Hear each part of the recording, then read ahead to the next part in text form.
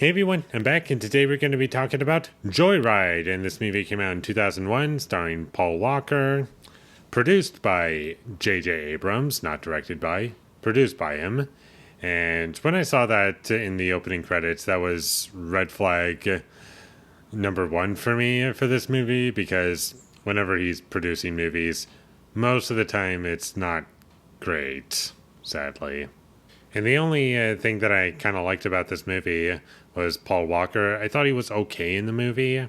It wasn't like a great performance or anything, but it was at least like not as cringy and bad as everyone else in the movie. The villain of this movie was really annoying, and it didn't really feel as though like it was going anywhere. The female lead of this movie, she was pretty bad. I forget her name, but in some scenes, she's fine, but in certain scenes, like the first scene that we get with her, her accent was going all over the place, and I was like, what are you doing? And it was just so weird that she talked like that, and I was taken out of the experience. And we are only about, like, not even 10 minutes into the movie, and already things are not great. And the opening credits reminded me of the Texas Chainsaw Massacre, the original from 1974, and I was like, okay, maybe it's just a lot of movies that have been doing that.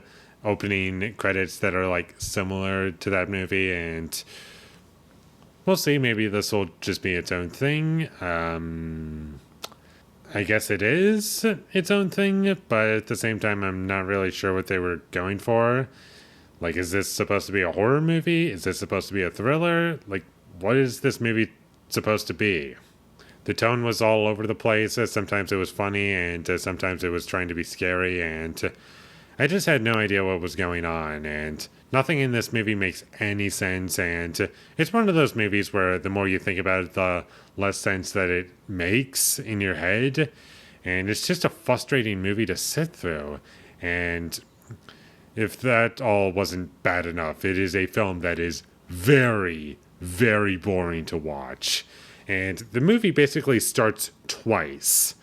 And we get the first half of the movie is basically its own movie, and then the second half is basically a sequel to the movie, but instead it was like crammed into one 90-minute film, and it's just not interesting. I didn't like the characters, I didn't like the story. Whatever the story was, I didn't like it, and there was lots of bad editing in this movie, some slow motion in this movie for no reason, and also some quick cutting, and there were points where I couldn't make out what was happening, and things were just being made up as it was going along. Like, the movie thinks that it's smart when it's actually a very dumb movie.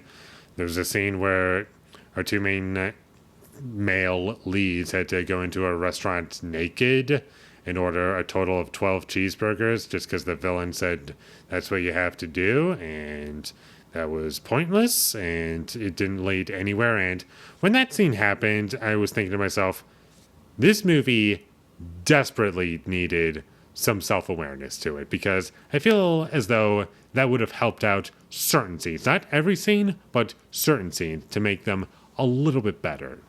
This movie has horrible pacing, and it's very, very slow. It's very dull, like I've said before, and the structure is all over the place. And because of that, it really hurts the pacing, and there's nothing interesting about what we're being shown. It's just random things, and that's about it. There are also some tiny things that were kind of funny, like unintentionally funny. I liked the part where, like, the main villain drove his truck through another truck, and the truck exploded that he drove through. That was kind of funny. And also, there was a scene where one of the characters is hot wiring a car with no tools, just with their fingers. That was kind of funny as well. And on top of all of this, the ending is completely unsatisfying and makes absolutely no sense whatsoever.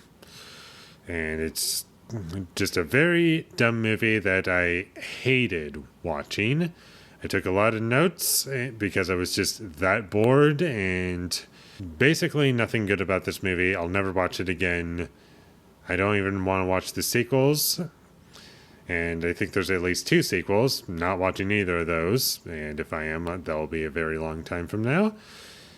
But this movie, don't watch it. It's bad. And I have nothing else to say about it. So with all that being said, I'm going to give Joyride a 1 out of 10. Thank you for watching my videos. As always, if you enjoyed this review, be sure to leave a like and comment down below your thought of Joyride, and my social media links. It will all be in the description, so follow me there. And last but not least, subscribe to be a part of Foley Nation, and I'll see you when I get my next review up, and that is going to be for Matchstick Men. So look forward to that, but until I get that up, thank you for watching and have a great day.